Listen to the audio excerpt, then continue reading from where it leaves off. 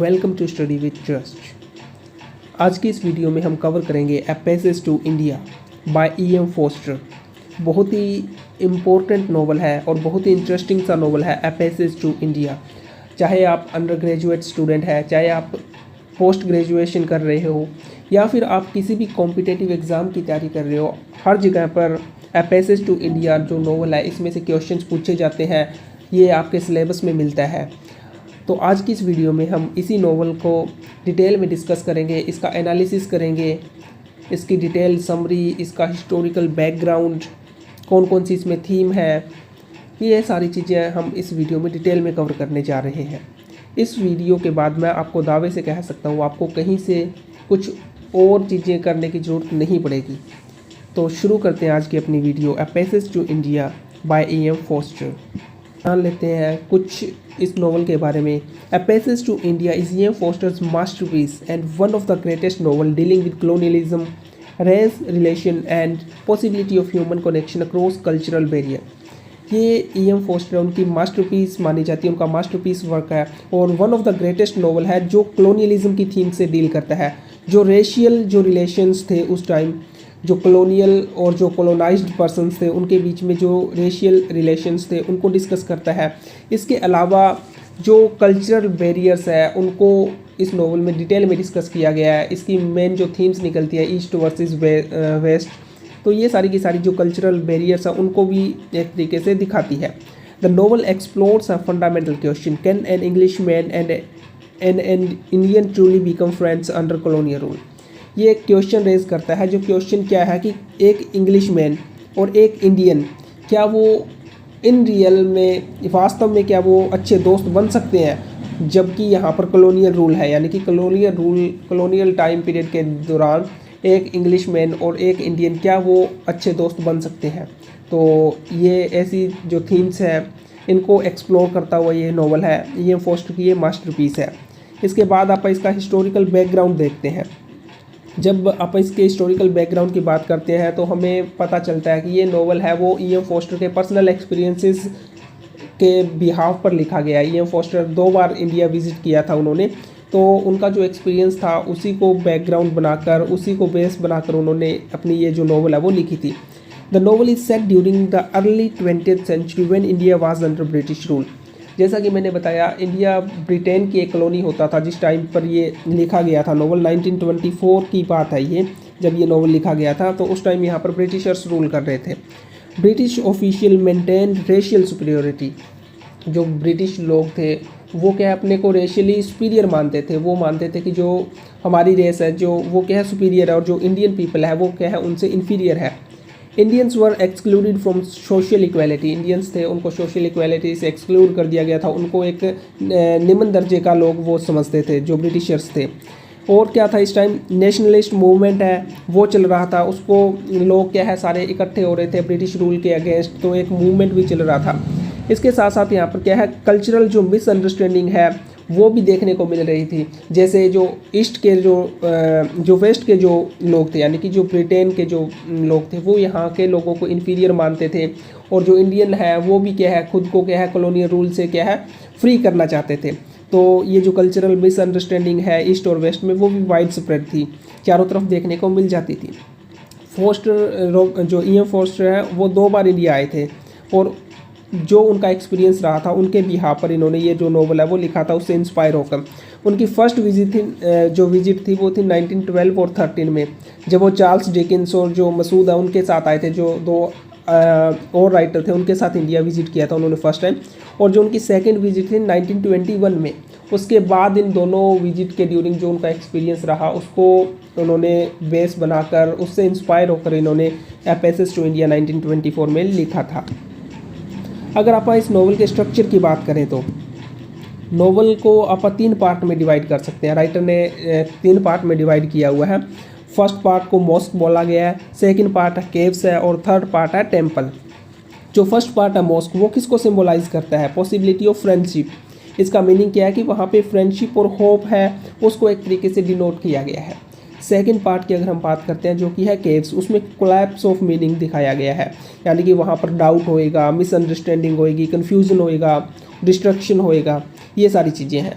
और जो थर्ड और लास्ट पार्ट है नोवेल का, जिसको टेम्पल का नाम दिया गया है, वो क्या है, वो हार्मनी को एक तरीके से क्या है डिनोट करता है, यानी कि किस तरीके से आपस में चीज़ें दोबारा से फिर क्या है मिल जाती है, जिसका डिस्ट्रक्शन सेकंड पार्ट में होता है। तो ये सारी की सारी चीज़ें हैं जो तीनों पार्ट में क्या है राइटर ने डिस्कस की है, और इन्हीं को हम डिटेल में डिस्कस करेंगे वन बाय वन करके। सबसे पहले आप फर्स्ट पार्ट के ऊपर चलते हैं, जिसको मैंने बताया कि मॉस्क के नाम से फर्स्ट पार्ट को क्या है एक तरीके से डिनोट किया गया है, जो पॉसिबिलिटी ऑफ फ्रेंडशिप को दिखाता है ईस्ट और वेस्ट के बीच में। The novel opens in the fictional city of the Chandrapur, establishing the segregated worlds of British colonial officials and Indians.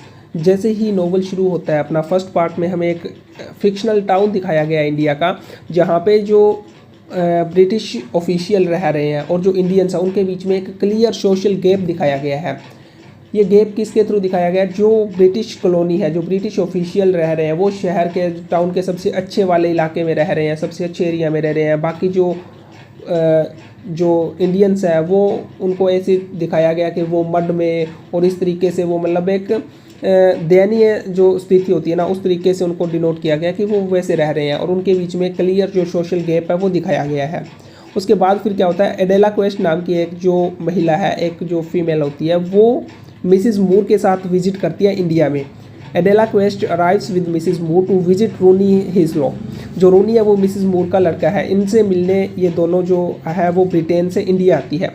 Both women seek the real India beyond the Anglo Indian clubs. अब ये जो दोनों जो है महिलाएं, ये जो दोनों मिसिस मूर और जो एडेला क्वेस्ट है, ये क्या है, रियल इंडिया को देखना चाहती है। ये सिर्फ एंग्लो इंडियन क्लब्स तक सीमित नहीं रहना चाहती।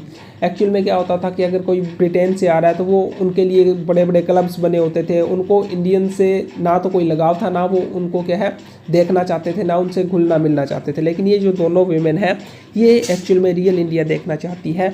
ये जो इंडियंस है उनसे मिलना चाहती है, तो इसलिए यहाँ पर रियल इंडिया की बात की गई है। इसके बाद क्या होता है, doctor Aziz meets Mrs Moore in a mosque at night, moment of genuine connection.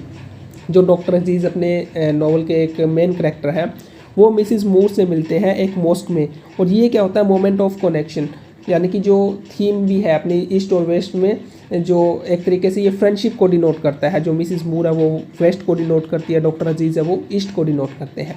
तो उनके बीच में एक जो फ्रेंडशिप है वो इस्टेब्लिश होती है एक तरीके से।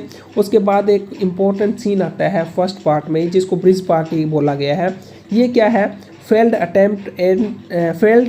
अटेम्प्ट एट इंटरकल्चरल सोशलाइजिंग, यानी कि जो एक फ्रेंडशिप, जो एक कल्चरल जो सोशलाइजिंग हो रही थी, उसको क्या है यहाँ पर ये जो ब्रिज पार्टी है वो ये बता देती है कि वो नहीं हो सकता, वो एक फेल्ड अटेम्प्ट था।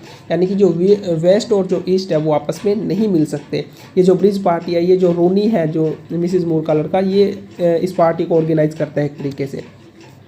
इसके बाद फिर क्या होता है, Fielding invites Aziz, Adela, Mrs Moore and Godbole to tea. जो ये सारे के सारे जो अपने इस नॉवल के करैक्टर हैं, ये क्या है एक साथ चाय पर इकट्ठा होते हैं, वहाँ पर चीज़ें क्या है एक तरीके से डिस्कस होती हैं। तो ये अपना फर्स्ट पार्ट में ये सारे इवेंट हो रहे हैं। अगर आप इसके स्ट्रक्चरल सिग्निफिकेंस की बात करें तो इसमें जो मॉस्क है वो किसको सिंबलाइज करती है, पोटेंशियल हार्मनी और पर्सनल जो रिलेशन है, यानी कि एक तरीके से जो फ्रेंडशिप है उसको डिनोट करती है। Sets up central question, can an English man and Indian be friends. जो फर्स्ट पार्ट है वो इसी क्वेश्चन को एक तरीके से क्या है अपने सामने ला देता है कि जो इंग्लिश मैन और जो इंडियंस है क्या वो एक्चुअल में फ्रेंड्स हो सकते हैं। जब मिसिस मूर और जब डॉक्टर अजीज़ मिलते हैं तब हमें ऐसा लगता है कि हाँ एक्चुअल में ये जो फ्रेंडशिप है वो इस्टेब्लिश हो सकती है।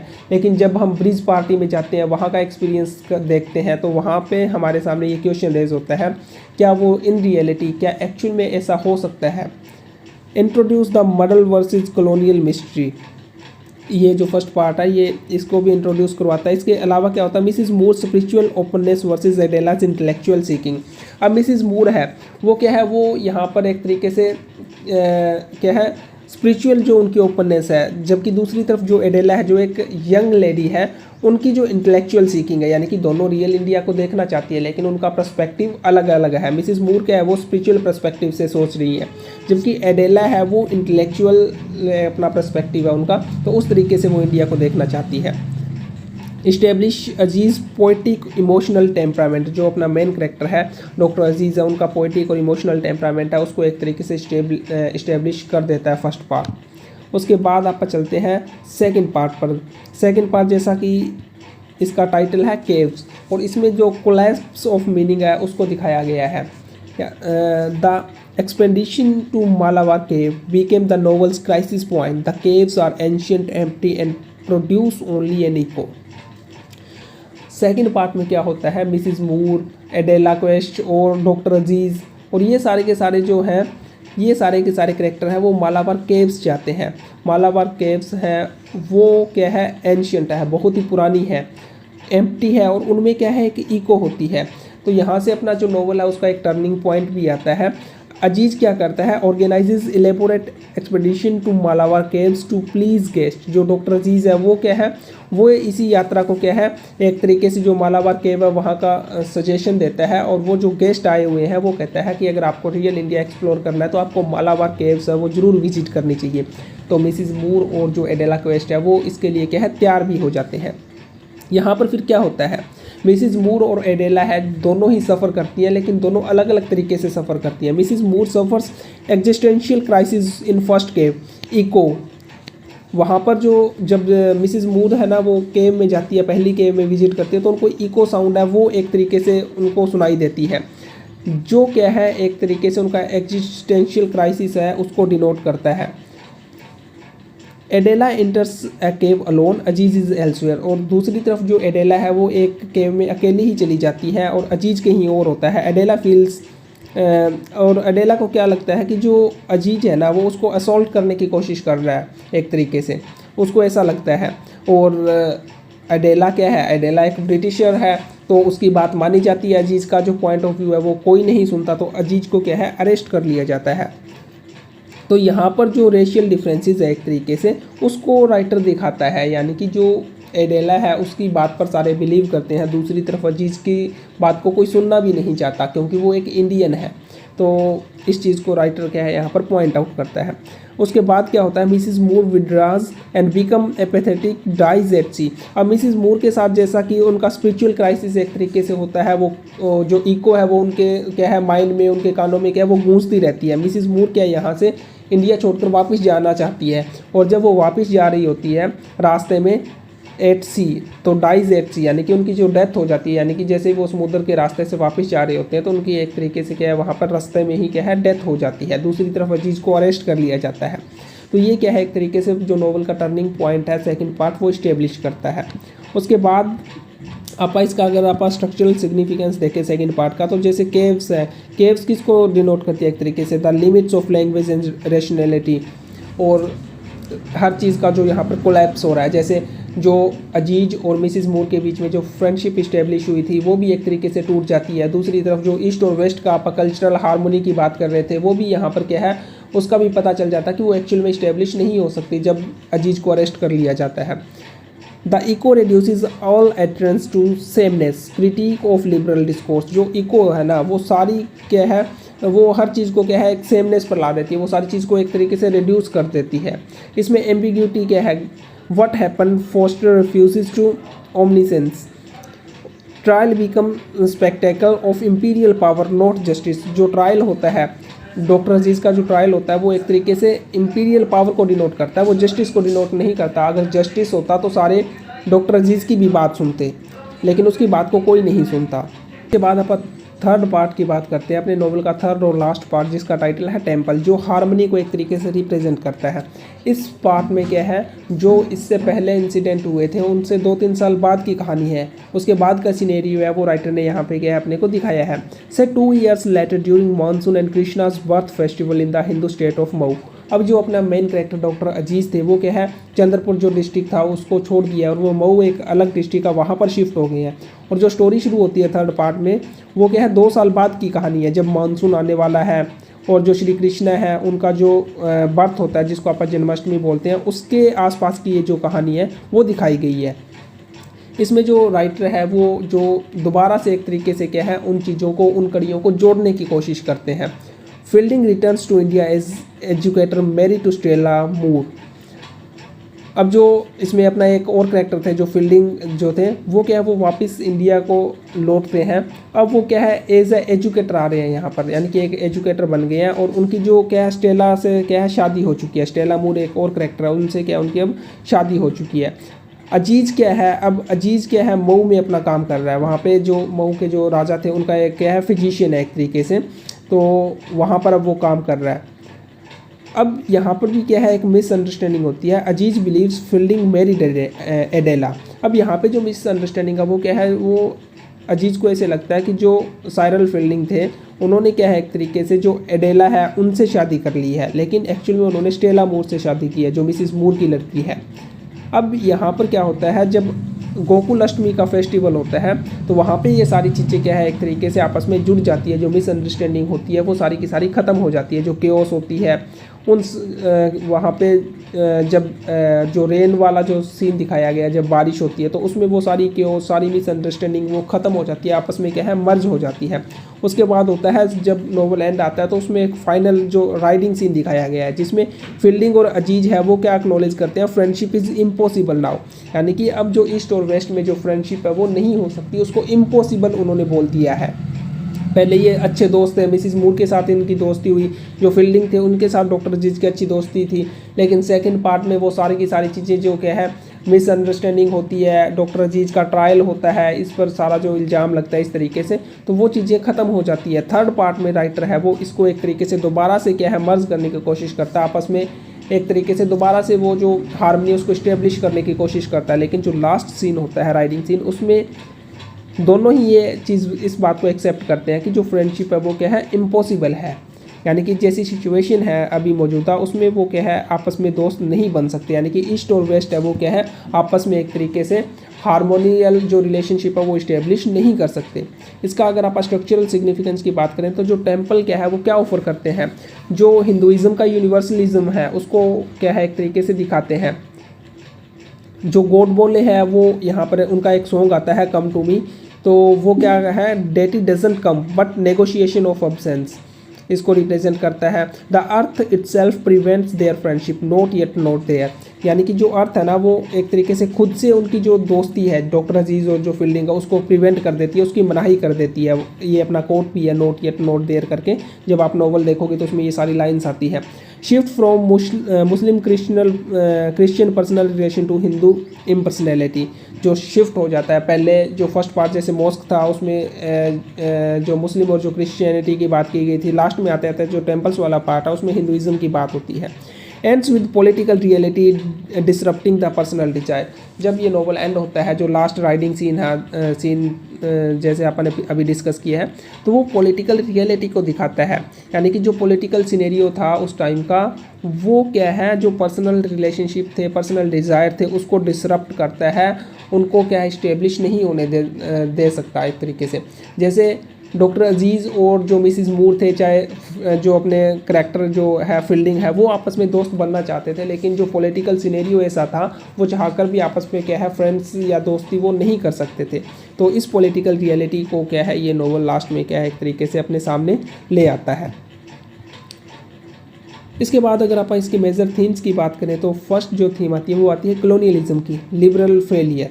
The novel test E.M. Foster's liberal humanism against the imperial politics, जो उनका लिबरल ह्यूमनिज्म था डॉक्टर E.M. फोस्टर का उसको क्या है जो इम्पीरियल पॉलिटिकल रियलिटी थी उससे क्या है कंपेयर करके जो राइटर है उन्होंने अपने को इस नोवेल में दिखाया है। जो E.M. फोस्टर थे वो चाहते थे एक्चुअल में ईस्ट और वेस्ट मर्ज हो जाए, कल्चरल हार्मनी हो, आपस में दोस्ती हो, लेकिन जो पॉलिटिकल रियलिटी थी जो इंपीरियल पॉलिटिक्स थी उस टाइम की वो इस चीज़ को कभी इस्टेब्लिश होने नहीं देना चाहती थी। Personal friendship can not overcome the structural inequality, the bridge party and the trial exposes how imperialism corrupts our relation. जो ब्रिज पार्टी होती है वहाँ पे भी जो इंडियंस होते थे उनको एक तरीके से नीचा दिखाया गया। उसके बाद जो ट्रायल सीन होता है डॉक्टर अजीज़ का जिसमें डॉक्टर अजीज़ की बात ही नहीं सुनी जाती है एक तरीके से, तो ये दिखाते हैं कि किस तरीके से जो इंपीरियलिज्म था वो ह्यूमन रिलेशन को एक तरीके से करप्ट कर रहा था, वो उनको आपस में क्या है अच्छे रिलेशन इस्टेब्लिश करने से क्या है एक तरीके से रोक रहा था। One can not be friends with the English, Mohammad Ali, ये जो चैप्टर सेकंड में मोहम्मद अली करके एक करैक्टर होता है जो डॉक्टर अजीज़ को कहता है कि one can not be friends with the English, यानी कि जो इंडियंस है ना उनमें से कोई भी जो इंग्लिश है उनके साथ क्या है फ्रेंड्स नहीं बन सकते, जो लास्ट में अपने को साफ पता भी चल जाता है। जो सेकंड इंपॉर्टेंट थीम है वो है ईस्ट वर्सेस वेस्ट। ईस्ट और वेस्ट का आपस में क्लैश दिखाया गया है, इनके बीच के डिफरेंसेस है उनको दिखाया गया है। जो वेस्टर्न रेशनैलिटी है, जो लैंग्वेज है, जो ऑर्डर है, वो कन्फ्रंट करता है इंडियन मॉडल से, इंडियन जो इन्फिनिटी है, इंडियन जो स्पिरिचुअलिटी है उससे। जो केव सीन है वो इस चीज़ को क्या है एक तरीके से रिप्रेजेंट भी करता था। Caves echo destroy the proportional meaning knowing India is impossible for the coloniser. अब जो है ना जो केव्स में जो इको वाला सीन होता है जो मिसिस मूर के साथ होता है वो इस बात को डिनोट कर देता है कि जो वेस्टर्न जो पीपल है, जो कॉलोनाइजर है ना, वो इंडिया को कभी नहीं समझ पा सकते, वो कभी भी नहीं समझ सकते, वो इंडिया को कभी भी नहीं जान पाएंगे। Nothing embraces the whole of India, nothing nothing. जो नरेटर है वो इस चीज़ को क्या है ये कोट इस नॉवल में है, तो ये भी सेम चीज़ को एक तरीके से डिनोट करता है कि जो कॉलोनाइजर है वो कभी भी इंडिया को ट्रूली इन रियल में नहीं जान पाएंगे। इसके बाद अगर आप नेक्स्ट इनकी बात करें तो वो है फ्रेंडशिप की। फ्रेंडशिप को एक तरीके से अलग अलग कैरेक्टर्स के थ्रू इसमें रिप्रेजेंट करने की कोशिश की गई है। इसमें ये क्वेश्चन तो हमेशा से रहता ही है, can East and West be become friends. क्या ईस्ट और वेस्ट में आपस में दोस्ती हो सकती है। अजीज और जो फील्डिंग थे वो अच्छे दोस्त थे, वो जेन्युइनली एक दूसरे को पसंद भी करते थे, लेकिन जो पॉलिटिक्स थी, जो इंपीरियल जो पावर थी वो उनको एक दूसरे से अलग कर देती है, सेपरेट कर देती है। नेशनलिज्म है वो उनको एक दूसरे से अलग कर देता है, क्योंकि जो फील्डिंग जो अपने है जो पर्सन है जो करेक्टर है वो क्या है वो आते हैं वेस्ट से, तो जो इंपीरियल पावर है उनका जो इंपीरियल माइंडसेट है। दूसरी तरफ डॉक्टर अजीज है, उनका जो नेशनलिज्म है वो एक दूसरे को क्या है उनकी जो आइडियोलॉजी है वो एक दूसरे से डिफरेंट है, जिसकी वजह से वो क्या है आपस में अच्छे दोस्त है, अच्छे रिलेशन इस्टेब्लिश नहीं हो सकते उनके बीच में। कॉलोनियल हायरार्की है वो एक दूसरे से क्या है उनको अलग करती है। इसके बाद जो एक और थीम इसकी निकल के आती है वो है मिस्ट्री। जो मिस्ट्री है वो मालाबार केव्स के थ्रू रिप्रेजेंट की गई है। जो मालाबार केव्स है उसमें जो इंडियन जो मिस्ट्री है उसको एक तरीके से वहाँ पे दिखाया गया। जो इको है, जो बूम साउंड होती है वो दिखाया गया है, जिसके थ्रू राइटर अपने को ये बताता है कि जो वेस्टर्न पीपल है, जो कॉलोनाइजर है, वो इंडिया को कभी भी सही तरीके से नहीं जान पाएंगे, ना ही वो इसको क्या है समझ पाएंगे। जो बूम साउंड होती है वो रिलीजन को, मोरालिटी को, ह्यूमन सर्टेनिटी को, इन सबको क्या एक तरीके से डिस्ट्रॉय कर देती है, इनको ख़त्म कर देती है। तो ये कुछ इस नॉवल की मेन थीम्स निकलती है। इसके बाद हम बात करें अगर सिम्बोलिज्म का, तो E.M. फोस्टर उन्होंने सिम्बोलिज्म का भी भरपूर इसमें क्या है यूज़ किया गया है। सबसे पहला जो सिंबल है वो है मालाबार केव्स। वो किस चीज़ को रिप्रेजेंट करती है, एम्प्टीनेस को, केओस को, साइकोलॉजिकल टेरर को रिप्रेजेंट करती है, एग्जिस्टेंशियल अनसर्टेनिटी को रिप्रेजेंट करती है, और ये नॉवल का क्या है सिंबॉलिक सेंटर है एक तरीके से। इसके अलावा और भी बहुत सारे सिंबल्स यूज किए हैं, जैसे अगर आप बात करें जो इको साउंड है, जो बूम साउंड होती है, वो किसको सिंबलाइज करती है, मीनिंगलेस को, कि हर चीज़ क्या है वो मीनिंगलेस है, सारी चीज़ों को वो साउंड है, वो इको साउंड वो एक तरीके से ख़त्म कर देती है, डिस्ट्रॉय कर देती है। कॉस्मिक इंडिफरेंसेस को, जो वेस्ट और ईस्ट के बीच में है। Collapse of distinctions, it is one of the most discussed symbol in the modern literature, जो इको साउंड है। इसके अलावा और भी कुछ थी जो सिंबल्स है, जैसे द वास्प है, वास्प का सिंबल है, ये 2 बार इसमें नॉवल में राइटर बात करता है। बाद अगर आप इसकी पोस्ट कॉलोनियल इंटरप्रिटेशन देखें तो जो पोस्ट कॉलोनियल क्रिटिक्स हैं वो क्या आर्ग्यू करते हैं कि नॉवल किसको एक्सपोज करता है, जो रेसिज्म है उसको, रेसिज्म ऑफ इंपीरियल पावर को, कल्चरल मिसअंडरस्टैंडिंग को रिप्रेजेंट करता है, पॉलिटिकल इनइक्वालिटी है इसको एक तरीके से अपने सामने लाता है। However some critics also argue that Foster still presents India as mysterious irrational. India को वो एक तरीके से मिस्टीरियस और इरेशनल क्या है एक तरीके से एक्जोटिक जो है उस वे में क्या है रिप्रेजेंट करते हैं। तो इस तरीके से हम कह सकते हैं कि ये जो नॉवल है वो एक रिच और कॉम्प्लेक्स टेक्स्ट है फॉर पोस्ट कॉलोनियल स्टडीज़। तो ये अपना नॉवल था ए पैसेज टू इंडिया, जिसमें हमने इस नॉवल को डिटेल में डिस्कस किया, इसके अलग अलग पार्ट्स, इसके मेन थीम्स, और इसके साथ साथ इसके कौन कौन से जो सिंबल्स हैं, ये सारी चीज़ें अपन इस नॉवल में अच्छे से डिस्कस की है। इस नॉवल की अगर आपको PDF चाहिए तो आप मेरा टेलीग्राम चैनल भी ज्वाइन कर